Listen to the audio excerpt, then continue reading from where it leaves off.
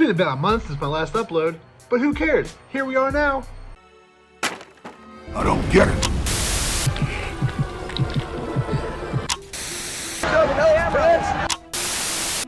Hi, I'm Tom Savini, and you're about to watch Terror Reels. The best thing out of Pittsburgh since Clemente with the Pirates.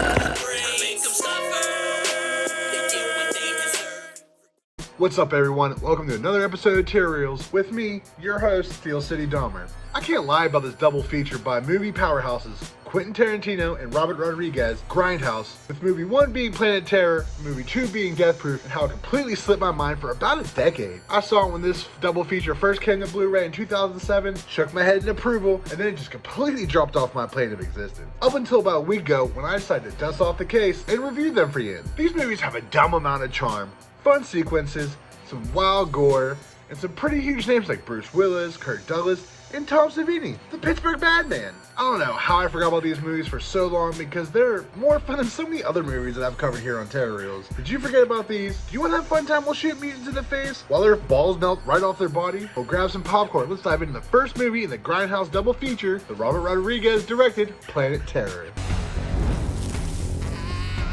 We open this adventure with Cherry, played by Rose McGowan, dancing on the pole. They really show her tossing her leg around like she really enjoys that leg. But I'm sure, as most of you know, that won't last long. Her leg is probably the only thing she likes at this job, because then we cut to her crying, and even her boss tells her she can't be crying on stage. It's go, not cry.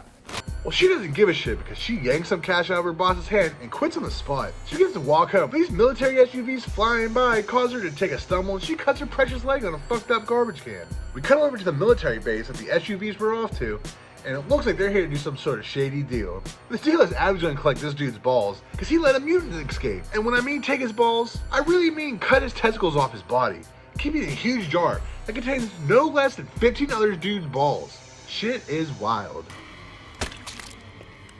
And after getting his end of the bargain, a futuristic soldier pops out of the truck, and you'll never guess who it is.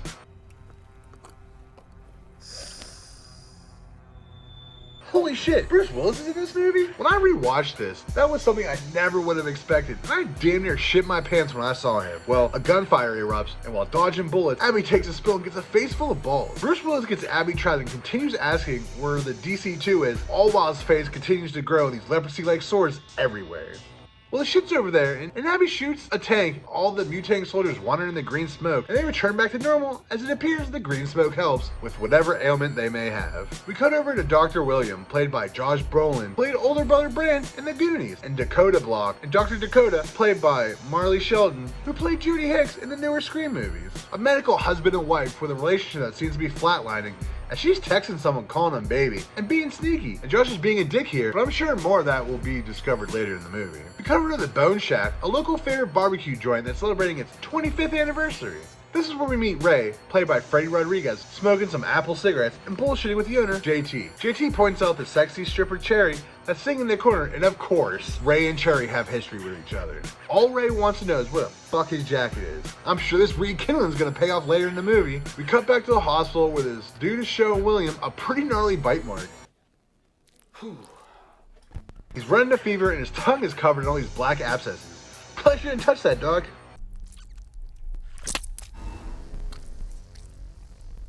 Told you. He calls his wife into bringing some needles to knock the patient out, and she needs to hurry up because this bite mark is spreading.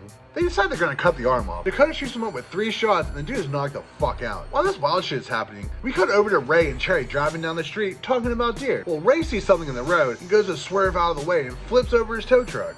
I thought you said if you saw a deer, you shouldn't fucking swerve. There wasn't a deer.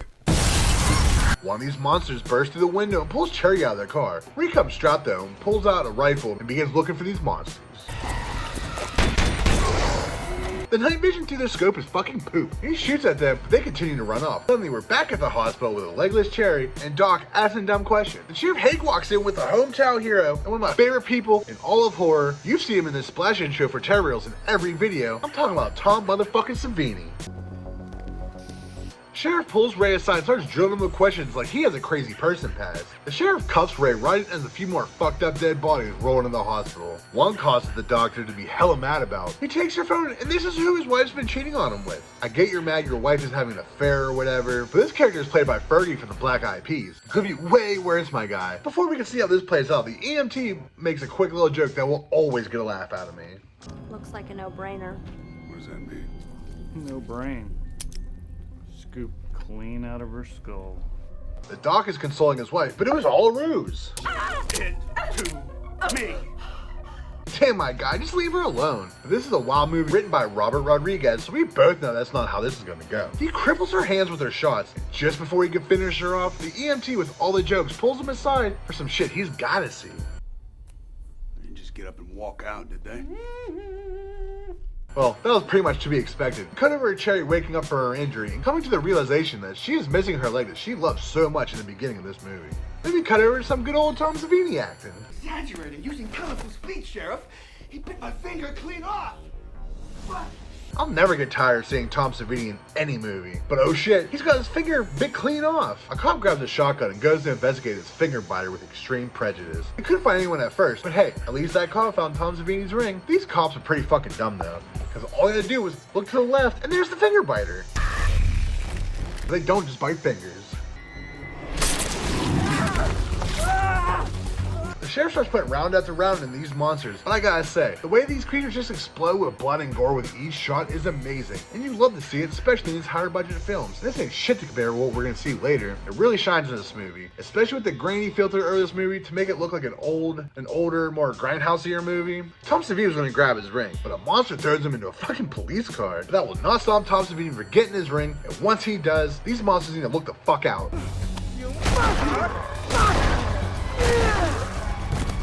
A few more cops pull up to the scene, beginning lighting up the place. Ray isn't even doing his best to kick some monster ass, but he's still chained up. He does get a gun though, and while shooting a monster in the head, is able to shoot through his chains and free himself. He starts walking to the truck and the sheriff's all, "Where are you going?" He's gonna get Cherry, but the sheriff is cool with it, and he even suggests that they take his police car. Well, there goes that idea. Plus, I'm assuming you're gonna want a big truck to deal with these monsters. Anyways, we find the hospital full of these soon-to-be monsters. Before Doc can deal with all these patients, he has to go see his wife, probably the killer. Before he can find her though, he walks into this mess.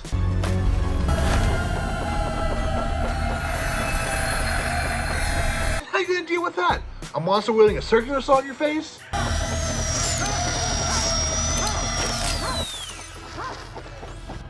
Well, that's pretty fucking lucky, but the monster rubbing monster pus all over his face probably isn't. Well, you won't find his wife just standing there in shock, and he definitely won't find her because she flings herself out of a fucking window.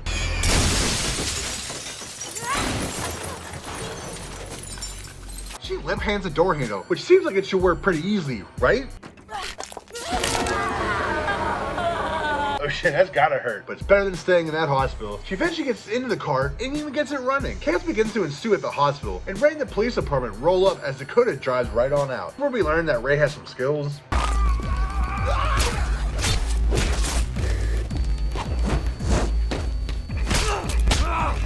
This dude seems nerdy enough where this all makes sense to me. Nothing's gonna stop him from getting to Cherry though. He gets to her room and just sees a shape under a blanket. Is it her? Is it a monster? Palomita. Wade literally tells her to stop crying over spilled milk and breaks off a leg from a desk and jams in her stomach. And presto, now she can walk. After kicking some mutant ass, they finally make their way back to the truck. Dakota makes it home and grabs her son and takes him to a safe place. While I don't think she knows much about the monsters that are running amok right now, she knows her husband has turned into a monster and she needs to get the fuck out of Dodge. Everyone else meets up at the bone shack to get guns and a badge. I mean, except for Ray. Nope. What do we got? Something's wrong up there. The sheriff knows something's wrong because JT always comes outside to greet people pulling up. And with these monsters running loose and JT being a shitty host, that can't be a good sign. They march in and go into the bone shack, but with a few rules. Try not to shoot yourselves. Don't shoot each other. But especially, don't shoot me. They barge into the bone shack only to find a dog behind the counter eating someone's guts. Goddamn, JT.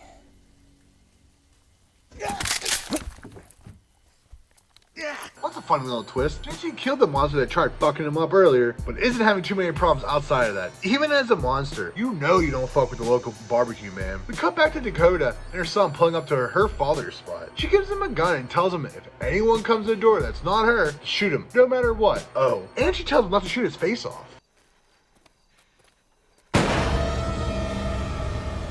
Holy fuck, they really went through the kid immediately, shooting himself in the face. I guess you bringing him with you though wouldn't have been any better because... Hello, baby.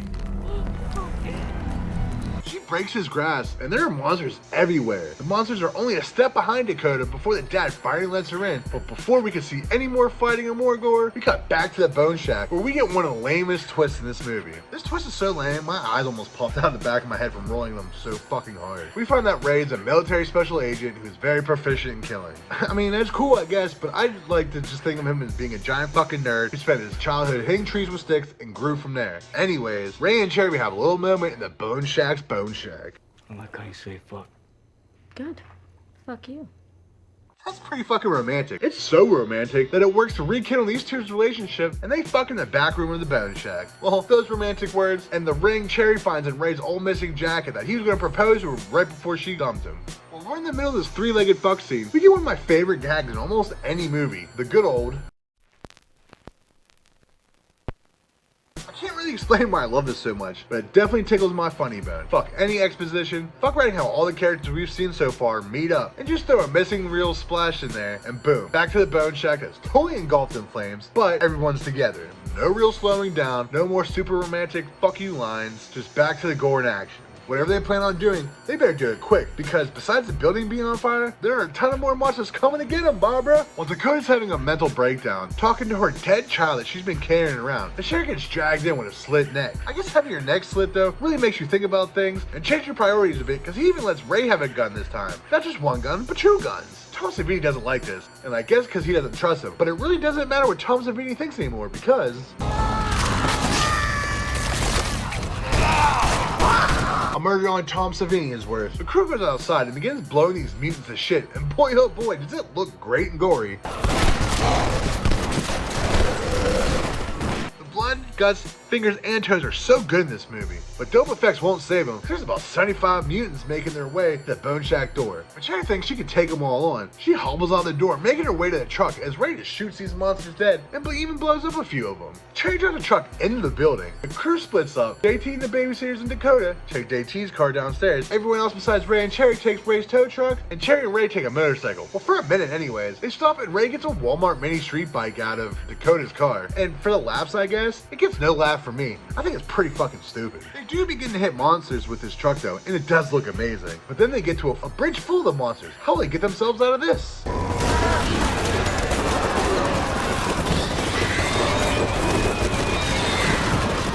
And guess who saved their ass this time?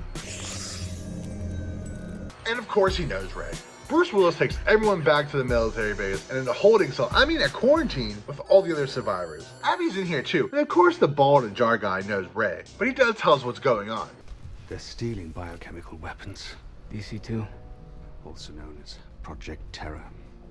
DC2 is what helps fight off this mutation. That's what's pumping through all the military men's masks. That green smoke from earlier. While I tried to devise a plan, the elevator doors open and a G.I. Joe'd up Quentin Tarantino and grabs Cherry and Dakota and gets them into the elevator and wastes no time in being a fucking weirdo. Because I could have swore you just gave me a fuck you look right now. You want to say fuck you to me? He's wearing a mask, so he's been infected and can easily turn into a monster. Back in the quarantine cell, they must have devised a plan to begin taking out these guards so they can escape. No one really gives them much trouble though, but JT and the sheriff are in pretty bad shape, and they stay behind, so it looks like it's up to Ray and Abby. We cut over some military guards watching some Bogger Ash commercials. See them in action. See them in love. See them in terror. White skin on the black market. In the other TV screen, Tarantino sees Cherry and decides he's gonna get his dick wet. Downstairs, Bruce Willis is having a problem getting the rest of the DC2 and has his comrades to go and get Tarantino. He's in Carefree trying to get his dick wet. The moment they leave the screen, Ray and Abby show up, and of course Abby throws a bag full of balls to show that he's killed the rest of his comrades. Bruce Willis goes on about how he got infected and figured out that Abby could help with the antidote and to also weaponize the DC2. Bruce Willis blabs for way too long without his mask on and turns into this.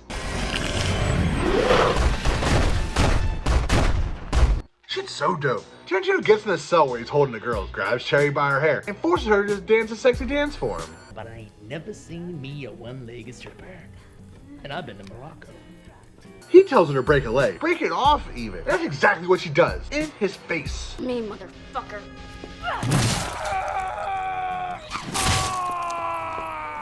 Yo, that's pretty rad, but this can't be good. You gave me some wood? Now I'm gonna give you some fucking wood. Oh shit, this seems like a fucked up situation for Cherry, but it goes into Cherry's favor when Tarantino's balls are literally sloughing off his own body. And Dakota's hands are back in action, and she shoots him in the face with the needles. Abby and Ray busted and killed the remaining guard, but even during this time of chaos, Ray has a gift and some encouraging words for Cherry.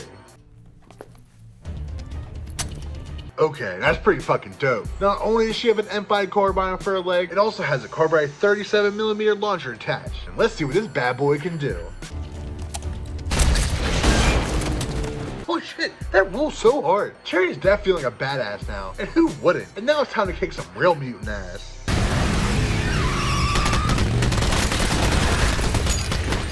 Take that, you mutant scum. Cherry's taking on this whole mutant army all by herself. Can't drive the motorcycle through these walls and with about 10 other people. They gotta get to the helicopter, but they're heavily fortified by the mutant army. Abby has a plan though, and goes ahead a bit too. How do you get me a scientist to be that fucking stupid? Now what are they gonna do? A little ex machina, that's what.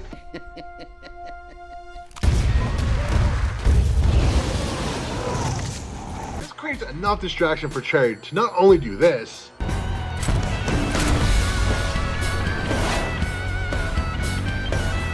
create a big enough mutantless hole to get the rest of the crew to the helicopter. Not even an RPG can stop Cherry and her ass-kicking abilities right now. This lonely monster creeps up behind her though, but don't worry because...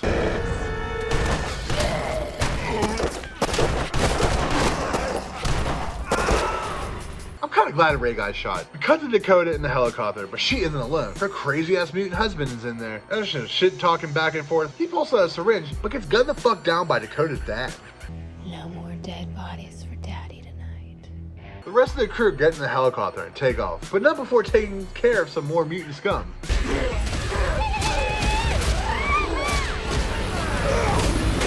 Cherry's laying over Ray as he's dying out back on the ground. They share a typical lover's goodbye before a helicopter flies over Cherry, drops on a rope to her. Cherry kisses her dead boyfriend, grabs the rope, and flies off in the end of the movie. And there you have it, the 2007 Planet Terror, which I gotta say, this movie, I love this movie. This might be one of my favorite movies I've covered this year. It's a banger, like it has such charm. There's the grittiness to it, you know, it's the Grindhouse movies, you know, that shit was on purpose, but they really nailed it. There were some commercials in here. There was a commercial for Shetty, and there's commercials throughout the rest of this that, you know, I'll talk about probably the next one. Now I know the next one might not be considered horror. You'll have to wait until next week to hear my reasoning on that. I hope you enjoyed this week's episode of Terror Reels, and join me next week where we do the second movie in the Grindhouse double feature, Death. Shout out to Pittsburgh Juggalo-based horror show on YouTube called Terror Reels.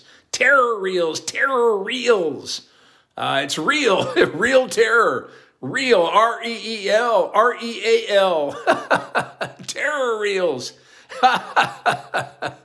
Terror Reels. Hey, dog will hunt. Get that bitch. You dented my plate. My brain is burning. Terror Reels.